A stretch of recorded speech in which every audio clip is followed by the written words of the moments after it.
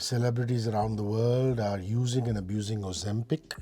Celebrities around the world are using and abusing, what's the other one? Which is Mounjaro. Mounjaro. Yes. And now it's available in India Absolutely. very easily. On the counter. Over the counter, Yes. you can go to websites. Of course, you need a prescription. Yes. Mounjaro. And also, back in the day, they would just give you a PPI, a proton pump inhibitor, as an anti-acid. Right. But now there are new form of drugs called PCABs. Right. What do you feel about all of this? I wouldn't want to villainize it because it's a miracle drug if used properly. Mounjaro or Ozempic? Mounjaro, I would say. Ozempic lacks some thing in it. Mounjaro is a better choice.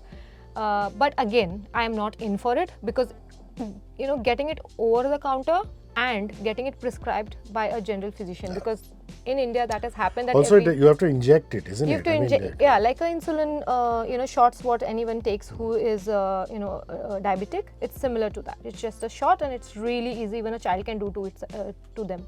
It's like that. So Mounjaro, of course, it's a miracle drug, but again, it is. You have to be in the criteria of it. Obesity, that is one criteria. If you're obese and you're not able to lose weight and you have tried everything else like diet, following a healthy lifestyle or exercising, then because you've given up on that, then you do Mounjaro. Yes, but again, even when you're taking Mounjaro, there are certain rules or certain things you need to follow. One is that Mounjaro doesn't really identify the fat. You lose weight overall, so you lose muscle, and losing muscle is a big threat to your body. So you cannot lose muscles. So obviously, to maintain that muscle, you need to have high protein diet, and also you need to exercise. You need to definitely do strength training to maintain your muscle mass. Second thing, because it delays the gastric emptying, it holds on to the food in your big intestine. It doesn't let it pass on to the small intestine. That is when you don't get hungry. So it is basically your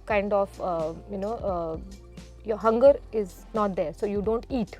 Suppresses it. It suppresses your hunger. So when it suppresses your hunger, this is what it actually does. It holds on to your food, and because it holds on to your food, you might have gut issues or digestive issues because the system is not working the way it is supposed to be working. That is why having wholesome foods like fiber, vegetables, and also taking care of your gut through prebiotics and probiotics through food or through supplements, that is also very, very important, because you could develop gut issues. You could develop IBS and all that. So that is another threat.